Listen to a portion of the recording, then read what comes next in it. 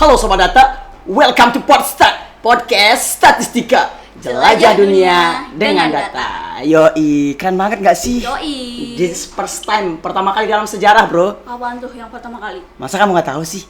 Kita udah branding di mana-mana loh, promosi di mana-mana. Coba jelasin dong. Nah, aku kasih tahu buat Tia sama sobat-sobat data yang ada di rumah. Betul. Jadi, for information, untuk pertama kalinya di hari yang spesial kali ini, program studi statistika bersama Badan Pusat Statistik Lombok Timur bakalan ngadain podcast. Betul sekali. Yang kita kasih nama Podstat, singkatan dari Podcast Statistika. Tentunya kita ngebahas soal data ya. Ya, benar sekali. Namanya juga anak Statistika. Kalau nggak data, angka ya data. Betul sekali. Nah, anyway, kita belum perkenalan nih sama sobat data yang di rumah. Betul sekali. Nggak asik dong, udah ngomong panjang lebar kayak gini nih. Tapi sobat-sobat data yang di rumah belum tahu nih, Betul. siapa sih dua sosok entitas nggak dikenal ini? Soal banget kan mau bahas data. Betul. Emangnya kamu siapa sih? Jadi kita kenalan dulu kayaknya. Oke. Dari kamu dulu, ladies first. Oke, perkenalkan nama saya Baiti Azhari, biasa dipanggil Tia. Saya prodi statistika tentunya, angkatan ke-8 tahun 2023. Lanjut. Halo Sobat Data, kenalin nama saya Rian Putra. Teman-teman biasa memanggil Putra. Saya juga sekelas dengan Tia, mahasiswa program studi statistika angkatan tahun 2023. Masih maba nih, masih semester 2. Yoi, masih unyu-unyunya. Nah, tapi ngomong-ngomongin soal podcast nih Tia. Ya. Nggak mungkin dong kita cuma berdua di sini. Namanya juga podcast, nggak mungkin ada host-hostnya aja. Betul. Kita udah menghadirkan yang namanya narasumber pada episode kali ini. Betul. Kita punya siapa nih di episode spesial hari ini? Nah, jadi buat sobat-sobat data yang ada di rumah, di episode spesial kali ini kita sudah menghadirkan salah satu orang yang cukup atau udah mungkin sangat lama berkecimpung yang namanya di dunia data. Beliau merupakan salah satu staf di Badan Pusat Statistik Lombok Timur. Berarti udah pakem banget ya sama namanya data. Betul sekali. Nah, gini Datia, aku analogiin nih buat dia sama sobat-sobat data yang ada di rumah. Jadi si narasumber kita yang satu ini ya, buat sobat data yang ada di rumah, mungkin kalau kita bedah dadanya di dalam, Waduh. yang kelihatan tuh bukan lagi jantung, bukan lagi hati, bukan lagi paru-paru nih Tia. Tapi apa dong? Nah, si narasumber kita, kalau mungkin kita bedah dadanya, yang kelihatan itu udah simpangan baku, rata-rata, saking lamanya berkecimpung di dunia data. Waduh, siapa nih? Langsung aja nggak sih biar kita nggak penasaran? Langsung aja nih. Oke, kita sambut the special one, Muhammad Imam Solihin SST. Halo, selamat pagi. Selamat pagi. Pagi. Kita manggilnya kayak gimana nih? Mau dipanggil Kak Imam Mas? atau Bapak Imam nih? Kalian enaknya manggil yang mana? Oke. Kayaknya Kita panggil panggil kakak Kak Imam aja ya? Kak Imam aja dah. Oke. Gimana nih kabarnya Kak Imam? Alhamdulillah hari Sabtu ini sibuk. Tadi pagi habis upacara langsung ke sini, kita langsung hadirin acara podcast. Iya. Ya, Ngomong-ngomong kabarnya Kak Imam, kesibukannya Kak Imam belakangan ini apa aja? apa sih? Kebetulan aku kan di BPS ya. Di BPS aku sebagai statisi ahli yang pertama. Yang kedua aku juga sebagai koordinator tim pelayanan statistik terpadu yang ada di BPS. Kemudian aku juga ketua tim humas dan unit kerja pimpinan juga di BPS. Terus aku juga sebagai koordinator pojok statistik di Universitas Hamzan Wadi gitu. Banyak Jadi ya kita di Hamzan Wadi ini udah ada pojok statistiknya. Sebenarnya sudah diresmikan sejak tahun 2022, cuman kita mulai aktivasi lagi tahun 2024 ini, kita bisa bikin lebih tersistem. Mudah-mudahan nanti rame ya. Amin. Ya. Silahkan datang, siapa aja mau datang sudah. Nah, tadi disebut BPS nih Tia.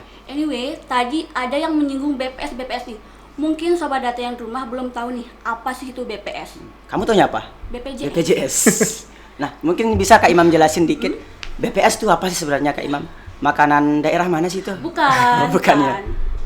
Ya, jadi BPS itu sebenarnya singkatan dari Badan Pusat Statistik, dan emang banyak yang agak kepleset jadi BPJS ya. Iya. Ya karena orang taunya BPJS, BPJS. karena emang ada beberapa orang itu yang sempat nyasar ke kantor mau ngurus kartu asuransi kesehatan. Waduh. Sempat ada itu.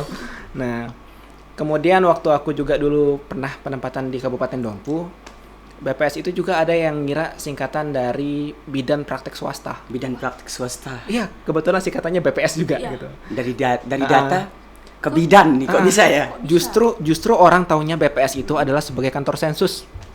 Orang taunya kantor sensus. Kalau kita bilang BPS orang jarang tahu, tapi kalau orang bilang itu kantor sensus tahu biasanya.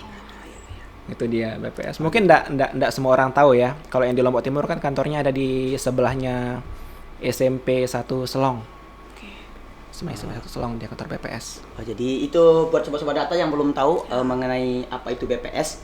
Nah, by the way nih Kak Imam, Ya. di episode spesial pertama kita kali ini, kita bakalan ngangkat tema peranan data analis di era digital. Nah, Kak Imam kan seorang data analis nih. Kira-kira kalau dari perspektifnya Kak Imam sendiri, biar sobat-sobat data di rumah pada tahu, Betul. sebenarnya secara sederhana data analis itu apa sih? Ya. Langsung berat bahasannya ya. Jadi gini, kita ngambil dari yang paling sederhana dulu ya. Sekarang kan kita udah masuk yang namanya industri 4.0. 4.0. Industri 4.0. Dan salah satu karakteristiknya industri 4.0 itu ada yang namanya big data. Big data. Big data. Nah, mungkin teman-teman pernah dengar ya masalah big data. Jadi big data itu data yang sangat besar, baik itu data yang terstruktur, data yang semi struktur, dan data yang tidak terstruktur. Dan punya 3 ciri khas utama, 3V dia biasanya. Ada volumenya, ada variety-nya, sama ada velocity-nya. Secara volume dia besar, variety-nya dia beraneka ragam variasinya. Terus velocity-nya juga, dia itu kecepatan updating datanya itu juga sangat cepat gitu. Jadi data itu sangat besar dan bisa didapat dari mana aja. Itu contohnya misalnya Twitter, hashtag itu bisa kita ekspor datanya, kemudian kita menjadikan sebuah database dan kita bisa nyari insight dari sana gitu. Itu salah satu contoh dari big data. Banyak ya, banyak big data. Nah, big data itu kan bisa dipakai sebagai salah satu acuan. Nah, big data itu bisa dipakai sebagai salah satu acuan karena data itu kan masih bentuk mentahan ya. Dan dari bentuk mentahan itu bisa kita olah menjadi sebuah informasi, yang mana informasi itu nanti bisa dipakai sebagai dasar dalam pengambilan keputusan. Itu makanya presiden sekarang bilang data itu adalah jenis tambang yang baru katanya. Itu karena berharganya yang namanya data itu seperti itu. Sepenting itu berarti ya? Sepenting itu yang namanya data sekarang. Apa-apa sekarang kita Butuh data. Butuh butuh data, iya. Perencanaan tuh butuh data. Makanya dibilang ketika kita membangun itu memang mahal, tapi kalau kita membangun tanpa data itu jauh lebih mahal. Karena kita nggak bisa merencanakan dengan lebih efektif dan efisien. Iya, betul sekali. Nah itu dia. Jadi kan big data itu dia banyak ya, dan bebas, semua orang bisa ngambil sekarang. Ya karena dia era digital kan, dan data itu masuk sendiri. Kalau kita ngelihat proses bisnis kan, aku kerja di BPS. Di BPS itu kan dia menghasilkan data, dan di BPS itu dia masih menggunakan metode yang lama gitu. Kita survei turun ke lapangan, pengumpulan data primer, dan itu proses bisnisnya sangat panjang gitu kan. Mulai dari perencanaan lah, bla bla bla bla, nyusun kuesioner gitu kan, ada uji validitas, reliabilitas, pengumpulan data, pemeriksaan gitu kan, kemudian batching, editing, coding, evaluasi, sampai rilis itu bisa sampai setahun gitu kan. Tapi kalau big data, anggaplah kalian mau ngecek data hashtag gitu kan, mau ngecek tendensi gitu kan. Tendensi misalnya sedang ada pilkada gitu kan, atau pilpres gitu. Kalian mau ngecek tendensi, bagaimana sih tendensi ke salah satu calon pasangan gitu kan. Itu kalian bisa dapat data yang terupdate bahkan kemarin gitu. Sampai kemarin. Hashtagnya gitu, kalian bisa ngecek hashtag ini jumlahnya sekian dan tendensinya kemana kayak gitu. Yang ini reply-nya itu sekian dan tendensinya kemana. Yang ini di-repost berapa kali, itu bisa kalian dapatkan informasinya gitu. Dan itu bisa diolah gitu kan. Nah, dijadikan sebuah informasi dalam bentuk sajian-sajian tertentu, dan itu bisa dipakai untuk ngambil keputusan. Dan datanya lebih up to date dia gitu. Nah, dan bebas itu, bebas. Dan data analis itu di situ dia perannya. Makanya sekarang data analis itu menjadi salah satu profesi yang banyak dicari oleh orang. Karena bisa masuk ke segala lini.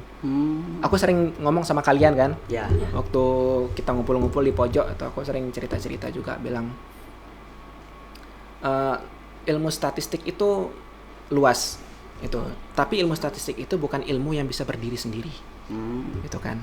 Bukan ilmu yang bisa berdiri sendiri, karena statistik itu kan tentang metode ya. Dia butuh ilmu lain yang mendampingi kan, butuh ilmu lain yang mendampingi ilmu statistik itu. Contohnya kayak gimana tuh Kak Mam? Contohnya misalnya, Contoh sederhananya ada. Contoh sederhananya, misalnya kalian di ilmu ekonomi ya, ilmu ekonomi, kalian mau meregresi, apa sih maknanya regresi itu? Regresi itu kan cuman pemodelan dari satu data yang kita bentuk menjadi sebuah model, kayak gitu. kan cuma sekedar itu, Iya. gitu. Ada model, ada parameter yang bisa diestimasi, kan cuma sebatas itu kan. Tapi ketika kita masukin ilmu misalnya pengaruh IPM terhadap pertumbuhan ekonomi, kan ada maknanya di situ jadinya ya. Jadi IPM ketika diregresikan, IPM itu mempengaruhi pertumbuhan ekonomi sebesar sekian gitu. Dan apakah itu signifikan? Bisa kita lihat signifikansinya. Apakah dia itu nilainya positif atau negatif? Ada maknanya sesuai dengan teori yang ada di ekonomi. Ekonomi itu Gitu. sendiri. Makanya kita bisa bilang, kecuali kalian emang fokusnya itu mau pengembangan metode di di keilmuan statistik, misalnya mau jadi dosen atau mungkin jadi peneliti bidang statistik, itu beda lagi bahasannya. Tapi kalau seandainya kalian emang mau menerapkan ilmu statistik, ya memang seperti itu, kalian butuh ilmu lain. Ilmu lain juga. Yang mendukungnya Kak. Iya, begitu dia. Data analis juga kayak gitu. Dia harus punya pemahaman bisnis gitu kan. Karena nanti data analis itu ketika dia istilahnya dia mengumpulkan data, dia mengolah data menjadi sebuah informasi, kemudian disajikan menjadi bentuk-bentuk yang lebih mudah dipahami, dia harus mempresentasikan sesuai dengan keilmuan yang ada di situ. Gitu. Misalnya kalian lagi ada di perusahaan apa gitu kan, kalian harus tahu permasalahan di perusahaan itu apa gitu. Iya. Sering digunakan di perusahaan. Sekarang banyak perusahaan yang nyari data analis. Memang jadi salah satu pekerjaan yang dicari di mana-mana kayaknya kayak Iya, dicari di mana-mana. Paling banyak kayaknya Kak ya. Dibilang paling banyak juga enggak, cuman itu salah satu pekerjaan paling hot. Iya. Widih. Dan di Indonesia itu jumlah data analis itu sangat kurang. Di Indonesia masih sedikit orang yang berkecimpung di data analis. Oke, itu sedikit mengenai data analis ya dari perspektifnya Kak Imam. Oke. Lanjut coba. Nah, seperti yang kita ketahui tadi, ada namanya data analis Kak. Iya. Dan ada juga namanya data scientist. Iya. Apa perbedaan dari data analis dan data scientist itu sendiri Kak? Kecuali namanya ya Kak Imam ya. Jangan dijawab namanya. Ya, emang namanya emang beda. Kira-kira apa nih perbedaan dari data analis dan juga data scientist? Iya, dari namanya ya. Selain dari namanya ya. Selain. Ya. Jadi sebenarnya ada yang bilang kayak gini. Jadi data analis itu adalah bagian dari data scientist. Data Ya. analis adalah Bagian dari data data scientist. scientist. Karena yang dilakukan oleh data analis itu juga dilakukan oleh data scientist. data scientist gitu. Cuman yang membedakan adalah kalau data analis itu dia masih menggunakan dia belum menggunakan machine learning dan deep learning. Kalau data analis dia pengolahannya itu masih bisa menggunakan ya paling nggak Microsoft Excel itu masih bisa. Gitu. Kalau Dan data dia analis. itu butuh apa ya istilahnya, dia butuh business intelligence namanya dia. Jadi data analis itu lebih berfokus kepada kayaknya kita punya ada permasalahan ini. Jadi dia menyediakan landasan untuk menyelesaikan permasalahan tersebut. Nah itu. Kalau data scientist dia mainnya di machine learning dan deep learning. Jadi dia bermain dengan algoritma, dia bisa membuat prediksi-prediksi, dia bisa forecasting untuk menyediakan data prediksi yang lebih akurat, dan itu bisa dipakai untuk menentukan arah kebijakan. Jadi salah satu strategi kebijakan.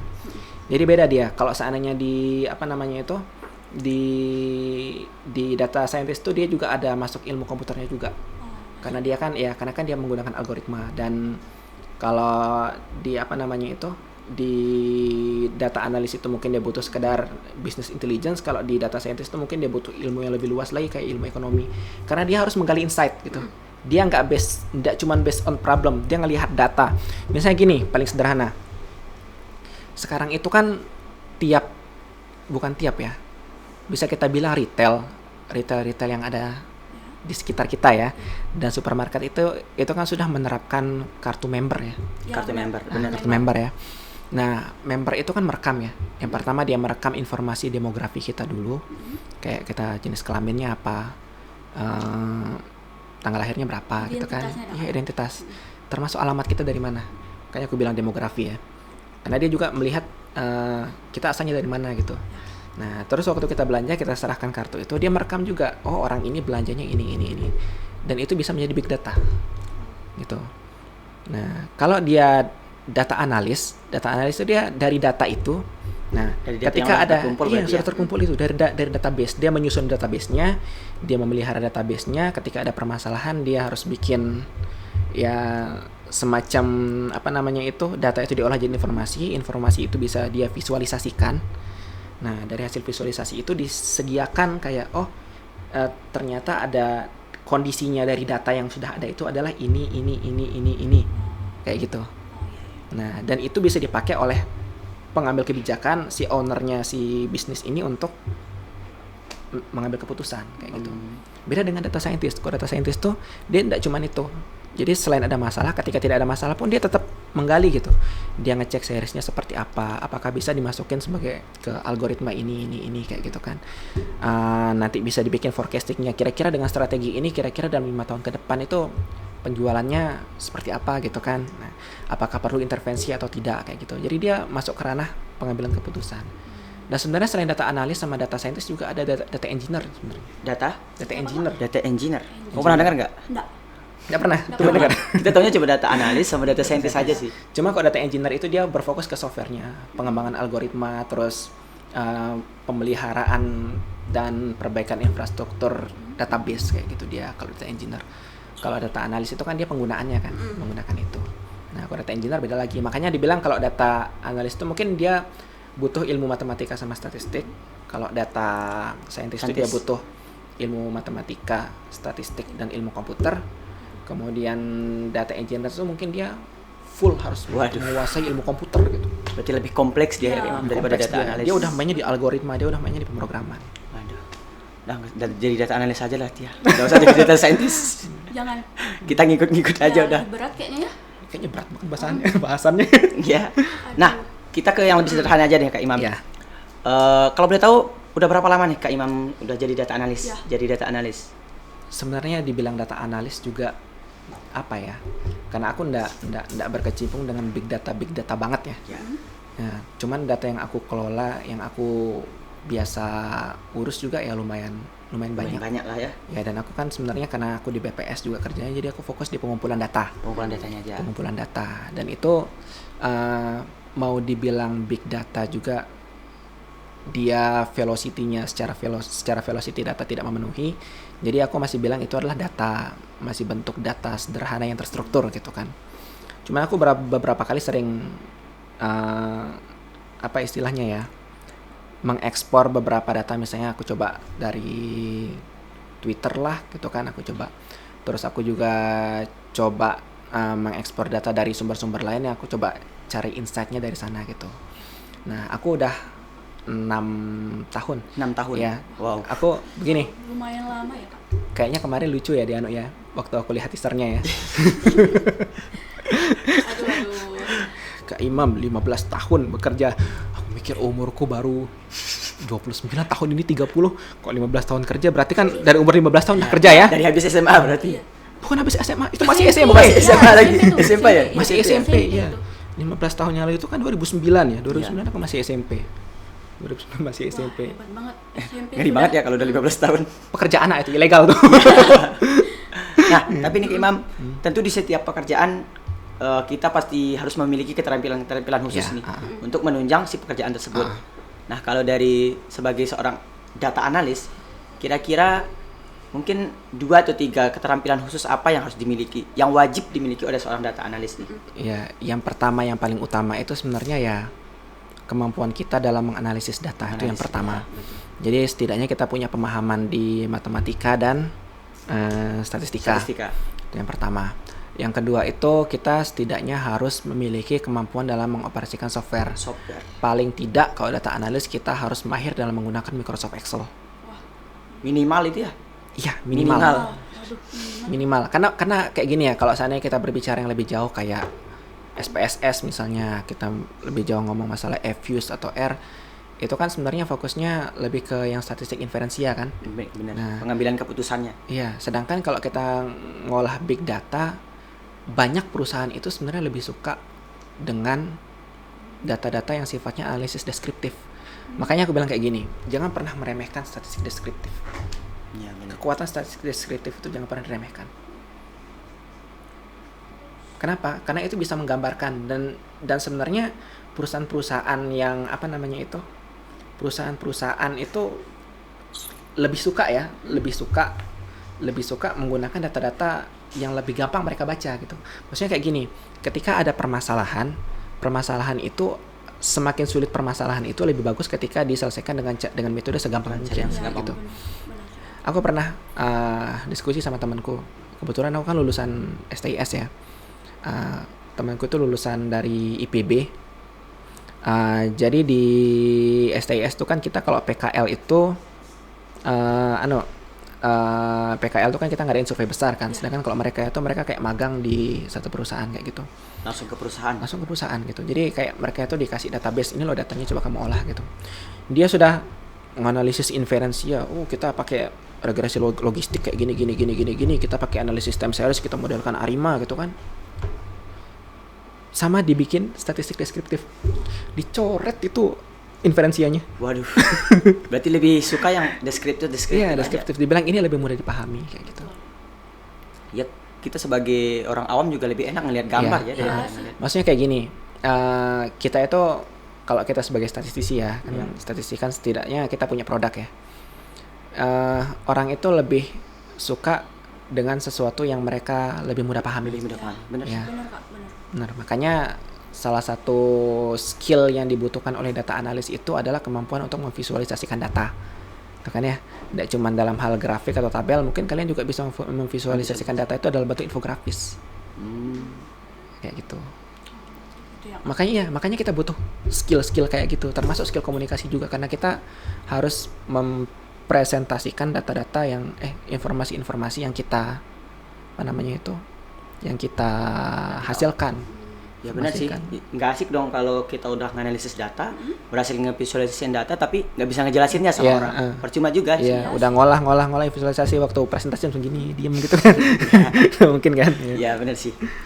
Oke Kak, ngomong-ngomong, melihat di era sekarang ini, banyak perkembangan, banyak sektor-sektor yang mulai tergantikan oleh kecerdasan buatan. Ya, betul. Atau AI. Ya, seperti AI contohnya Kak. Ya. Nah, kira-kira bagaimana perkembangan teknologi AI mempengaruhi peran data analis itu sendiri Kak? Oh gitu ya. Benar sih.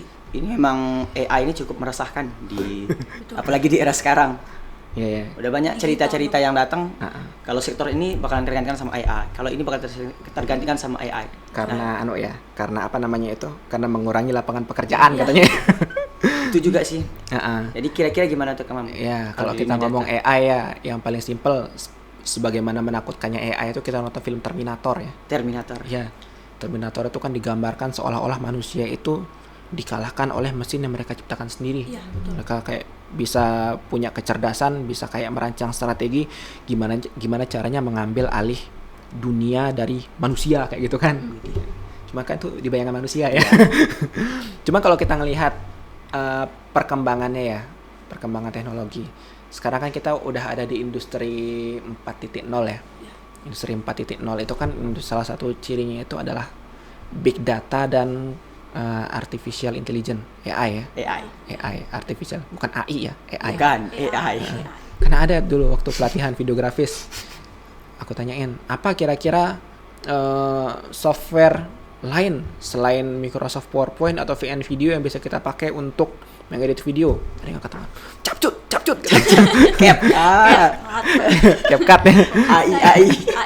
AI. Sama kayak Wi-Fi gitu kan. Wifi banyak Wifi, minta Wifi-nya. Ada yang malah tulis free wife tuh ada. Free wife. Gimana? Gratis istri. Bukan. Wife istri. Bukan. Istri gratis. Iya, kayaknya beda angkatan jokes kita. Nah, kita balik ya. Jadi kalau kita ngomong masalah perkembangan industri ya, kita harus ngomong dari awal sebenarnya. Dulu itu kan pekerjaan tuh semua dikerjakan oleh manusia ya. Benar. Pekerjaan kasar, pekerjaan seperti apapun, pokoknya semua itu menggunakan tenaga manusia. Nah, sekitar tahun 1770.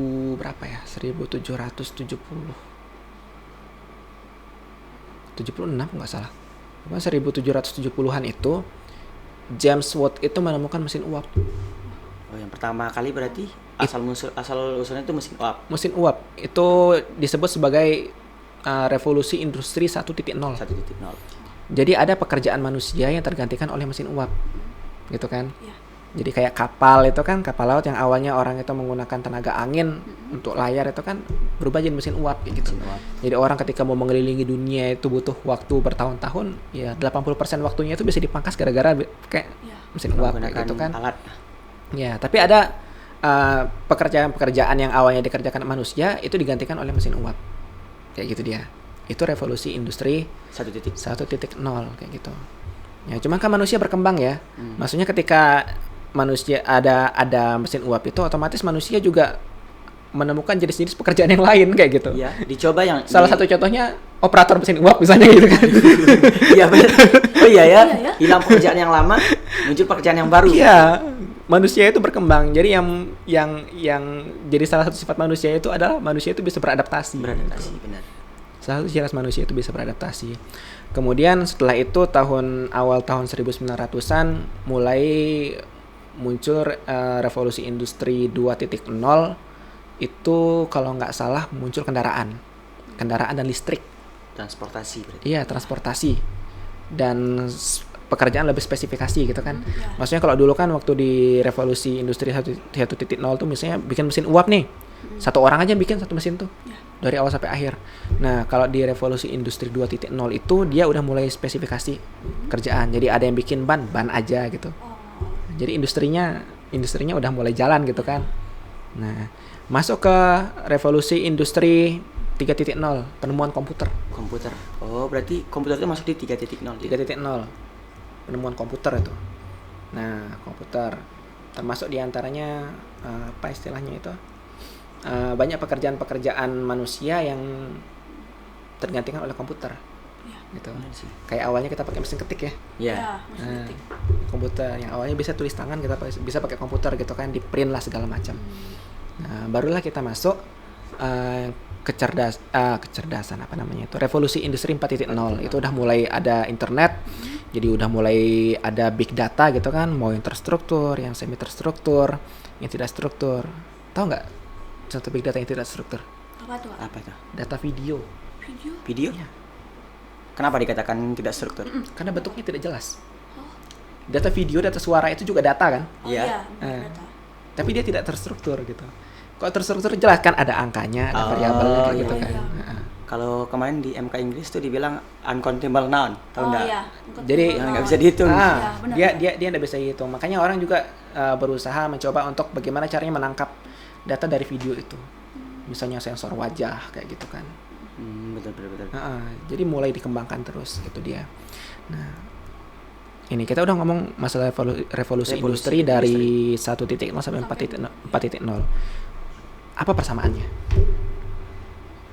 Kalau dari aku sih ada pekerjaan yang hilang, tetapi datang pekerjaan yang baru.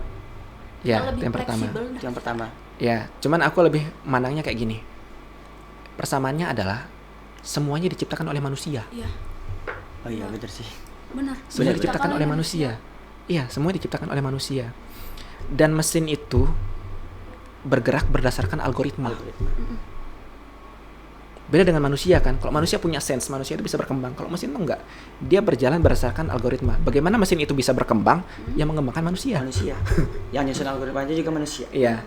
Nah, ketika ditanyain apakah AI itu akan bisa menggantikan pekerjaan data analis atau data scientist, aku nggak bisa bilang itu akan menggantikan ya, karena pekerjaan sebagai data analis dan data scientist itu membutuhkan AI. Ya, maksudnya dia butuh AI itu untuk efisiensi pekerjaannya, menunjang pekerjaannya dia. Iya, menunjang pekerjaannya gitu kan. Cuman tetap yang namanya kita yang bersinggungan dengan data, dengan statistik, dengan informasi itu kita butuh sense, dan itu yang tidak dimiliki oleh mesin. Dimiliki oleh seorang mesin. Itu dia, tetap butuh. Makanya dibilang apakah AI itu akan menggantikan profesi data analis atau data scientist? Data analis sama data scientist itu menggunakan AI, gitu. Dia menggunakan AI, gitu kan. Nah, malah di data engineer dia mengembangkan lagi kayak gitu. Berarti bukannya saling berlawanan? Iya, dia berjalan bersama. Mereka akan berjalan bersama-sama, saling melengkapi lah. Karena begini dia. Karena ada yang bisa dikerjakan oleh manusia tapi tidak bisa dikerjakan oleh mesin. Gitu. Otak manusia itu berkembang terus, keilmuan itu berkembang terus. Sedangkan mesin itu berjalan berdasarkan algoritma yang ditanamkan pertama kali. Dia nggak berkembang dari situ. Situ aja, iya. Sedangkan namanya kayak gini ya, kayak keilmuan statistik itu ya. Mungkin kayak mungkin awalnya itu kita anggaplah ya, kita bekerja dengan statistik yang sederhana kan. Iya. Kayak awalnya kita cuman taunya uji T, Uji F, uji F gitu kan. Kita taunya ada Will Coxon lah, ada Man Whitney lah, kayak gitu segala macam kan. Siapa yang menyangka di tahun 2000-an kita akan bertemu dengan big data gitu. iya, benar sih. Maksudnya kadang beberapa uji kayak gitu beberapa udah nggak relevan lagi kayak gitu. Istilahnya kan itu statistik klasik kan. Ya. Udah nggak relevan lagi. Maksudnya ilmu pengetahuan Tetap berkembang. tumbuh gitu, dan mesin itu untuk bisa mengikuti itu butuh manusia untuk menciptakan algoritmanya. Nggak mungkin dia jalan sendiri. Nggak mungkin dia jalan sendiri. Memang perbedaan paling mendasarnya kalau manusia dia kan tetap bisa berkembang, tapi AI untuk berkembang dia butuh yang namanya manusia. Cuman AI itu dia akan tetap digunakan untuk efisiensi pekerjaan. Ya, Mempermudah ya, Mempermudah pekerjaan. benar.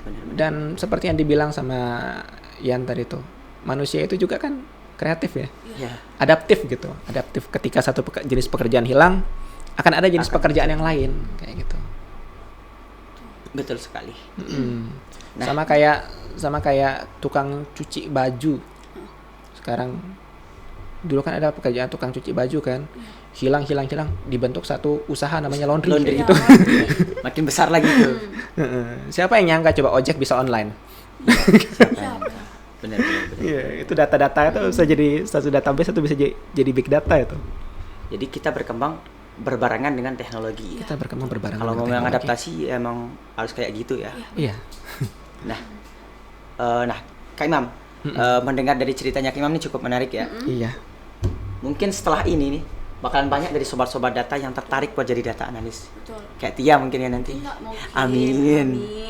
Nah, kalau dari Kak Imam sendiri, apa sih peluang karir yang paling mudah didapatkan oleh seorang data analis? Dan apa langkah pertama nih Kak Imam yang harus diambil seseorang yang tertarik dengan bidang ini?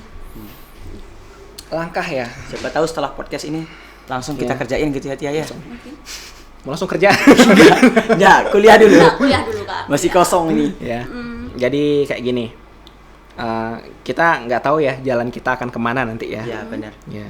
Bisa jadi kayak orang lulusan keguruan jadi bisnismen kayak gitu kan. Belum tentu. Belum tentu. Cuman siapa tahu nanti kalian akan menemukan jalan kalian di bidang statistik kayak gini ya. Apalagi kalian kan emang udah kuliahnya di bidang statistik ini. Nah, kalau untuk itu sebenarnya kita harus persiapkan kompetensi kita dulu. Jadi kita harus menguasai, kayak aku bilang tadi tuh, kita harus menguasai paling enggak matematika, statistik, terus kalau mau jadi data scientist sama ilmu komputernya juga, kita juga harus menguasai software-softwarenya, dan paling enggak kita harus menguasai SQL. SQL. Iya. Selain Excel ada juga query. Beda. Kalau SQL itu Beda. dia lebih ke bahasa pemrograman. Jadi dia mirip sama Java sama Python. Cuman kalau Java sama Python itu kan dia lebih general ya. Nah, kalau SQL itu emang dia khusus untuk data. Lebih gampang dia. Dari singkatannya aja, SQL itu kan Structured Query Language ya. Structured Query Language. Belum. Ya. Nanti cari, nanti kalian pelajari gitu. Belum ketemu. Jadi itu emang bahasa pemrograman yang biasa dipakai sama orang-orang yang berkecimpung di data analis. Gitu. Dia pakai SQL. Terus kalian juga harus paling tidak menguasai cabang ilmu yang lain. Jangan cuma ilmu statistik. Banyak baca buku. Maksudnya kayak gini, sekarang itu ilmu itu bisa didapat dari mana aja. Industri 4.0 itu kalian itu sangat gampang untuk menjadi orang pinter. Yang penting punya niat. Yang penting punya niat. Yang susah itu sekarang adalah menjadi orang yang beradab. Waduh. Mana nih? Bener lagi. Ya bener sih. banget Kak, bener. Iya.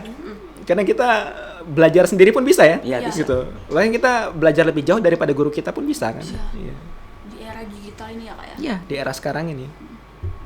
Nah, kayak gitu dia. Jadi langkah pertamanya mungkin kalau seandainya kalian benar-benar tertarik di dunia kayak gini, kalian bisa coba freelance.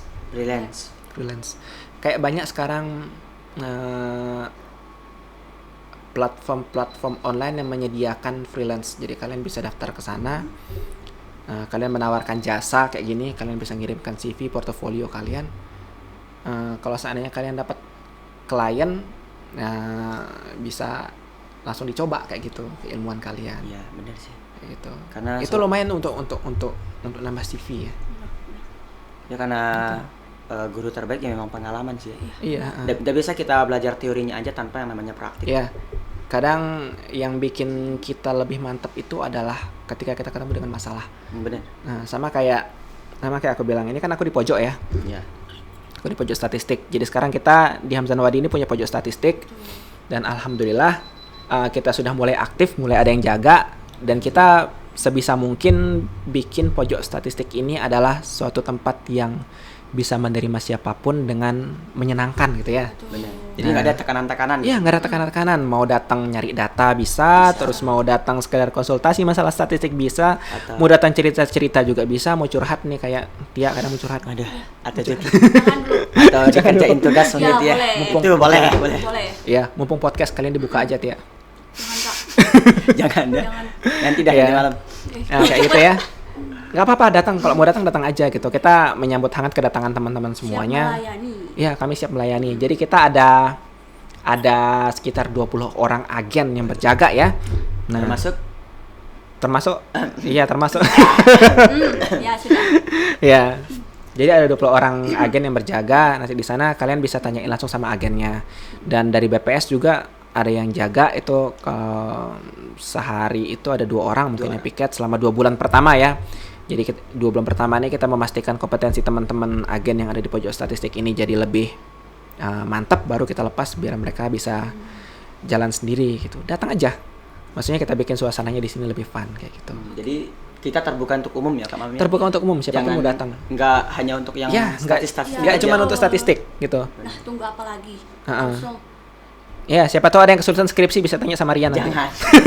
Tolong ya, saya masih semester 2. Makanya itu aku tekankan sama adik-adik di pojok statistik, kalian itu harus belajar based on problem. Gitu. Dari masalah.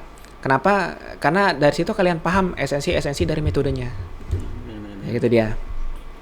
Misalnya kalau kalian di kelas kan kalian diajarin, oh ini teorinya, ini datanya, kalian silahkan mengolah.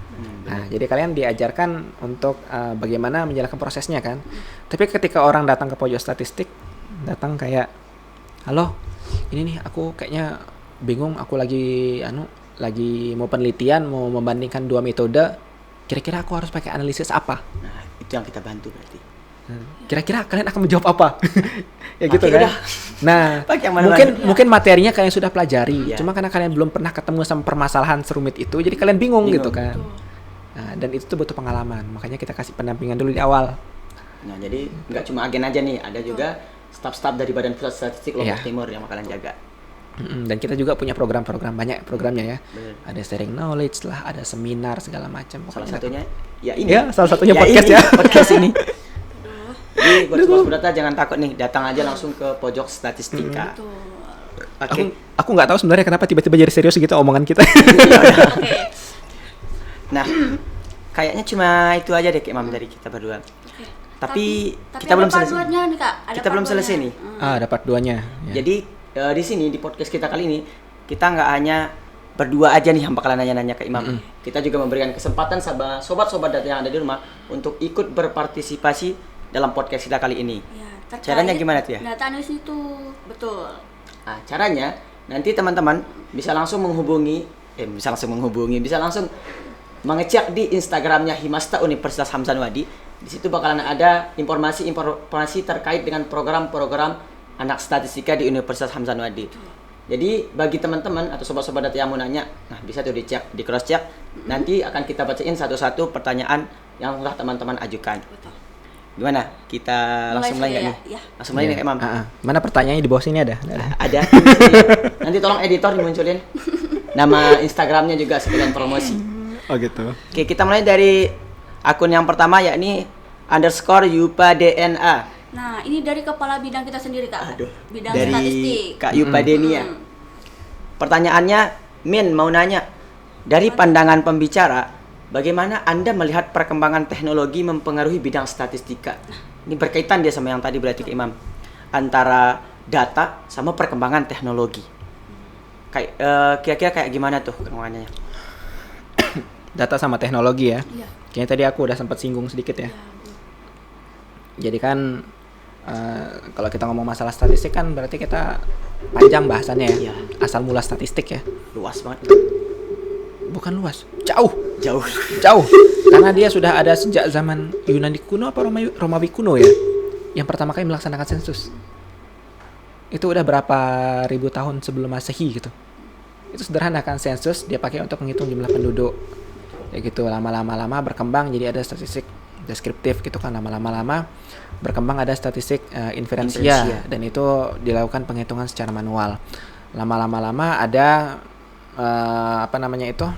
software statistik mulai muncul kayak SPSS, ada Minitab muncul, ada Python, bukan Python, Fuse. Nah, sama ada yang sekarang yang sering dipakai R ya. Sama R ya. Nama R. Terus semakin aku juga udah jelasin tadi kayak semakin canggih industri kita masuk 4.0, ilmu statistik pun berkembang gitu kan. Statistik itu tidak cuma menjadi seorang statistisi yang menganalisis seperti itu, tapi kita juga ada cabang lainnya kayak menjadi seorang data analis dan data scientist gitu kan. Dan itu lebih jauh lagi teknologi yang digunakan gitu kan. Dia udah menggunakan kayak aku bilang tadi itu SQL lah gitu. SQL terus Python kayak gitu, udah mulai menggunakan R, terus mulai menggunakan algoritma pemrograman kayak gitu. Gitu. Jadi ilmu itu terus berkembang. Seiring berkembangnya zaman juga. Iya, makanya kita kalau bisa belajar terus gitu. Mungkin apa yang aku pelajari ya berapa 7-8 tahun yang lalu itu mungkin sudah beda dengan yang pelajari sekarang gitu kan. Ya, zaman dulu kayak R itu baru mulai mulai diperkenalkan. Sekarang R udah benar-benar digunakan secara massal gitu ya sama orang statistik ya. Jadi seperti itu. Jadi statistik itu akan mengikuti perkembangan zaman. Karena kita nggak tahu nanti di industri 5.0 itu bentuk data itu seperti gimana, kita nggak tahu. Siapa yang membayangkan akan ada yang namanya big data kayak gini kan? Ya. Kita bisa narik data dari Twitter kayak gitu kan? Siapa bisa membayangkan? Siapa yang membayangkan? Anggaplah 15 tahun, 20 tahun yang lalu, siapa yang membayangkan kalau data itu bisa ditarik dari Twitter kayak gitu? Bentuk data, terus itu kita bisa analisis untuk mengambil keputusan gitu. Berarti statistika ini juga akan berkembang terus seiring zaman ya. Bersama dengan berkembangnya teknologi tentunya. Nah, itu dia ya dari Kak Yupa Denia, Kepala Bidang Statistika nih. Oke, next. Oke, langsung next ini ada Nuruddin Nazaki. Nuruddin Nazaki. Apa perbedaan dari data analis dan data scientist? Lalu, apakah nanti di masa depan bisa digantikan oleh AI enggak? Karena sekarang banyak tools AI dalam hal ini, Kak. Nah, ini pertanyaan yang bagus sebenarnya, Kak Imam. Tapi kebetulan kita udah bahas tadi di awal. Kita bahas tadi. Sama banget ya. Jadi tetap akan kami bacakan, tetapi kalau mungkin yang udah dibahas di awal langsung akan kita skip ke pertanyaan selanjutnya. Terminator tadi ya. Iya, Terminator. Next, ada pertanyaan dari Gopur_MH. Nah, ini dari wakil ketuanya Himasta nih. Ya, betul. Kak Gopur. Pertanyaannya mau nanya nih Min, apakah ada peranan data dalam demokrasi? Widih, demokrasi kelihatan banget anak organisasi nih kayaknya. Aduh. Apakah ada peranan data dalam demokrasi atau apakah nggak ada peranannya sama sekali? Nah, jadi dia pengen ngehubungin data dengan demokrasi. Iya, ini pinternya gimana tuh? Menghubungkan statistik dengan KWN ini. Jadi kalau kita ngomong masalah demokrasi ya, demokrasi itu apa sih dulu? Suatu sistem pemerintahan yang dari rakyat, oleh rakyat, untuk rakyat kan. Jadi kekuasaan terbesar itu ada di tangan rakyat kan. Nah, paling simpel contoh ya, saya ini kerja di Badan Pusat Statistik. Statistik ini kan kita menghasilkan indikator-indikator strategis macam kemiskinan, pertumbuhan ekonomi, IPM, dan lain sebagainya ya. Kalau kalian lihat di tembok-tembok sini banyak ya indikator-indikatornya ya. Dihasilkan di mana bulanan ya infografisnya. Nah, indikator-indikator itu merupakan bentuk akuntabilitas dari kinerja pemerintah. Nah, kenapa aku bilang akuntabilitas dari kinerja pemerintah? Karena dari indikator-indikator itu rakyat tuh bisa menilai kinerja dari pemerintah itu kayak gimana. Di situ peranan data. Jadi kita itu bisa mengevaluasi kinerja pemerintah dengan menggunakan data. Berarti ada lah hubungannya ya antara demokrasi dengan data. Ada. kayaknya semua sektor ada sih kayaknya. Semua sektor ada. Yang namanya data memang di zaman sekarang kita udah jadi kebutuhan kayaknya lagi. Iya. Sangat dibutuhkan.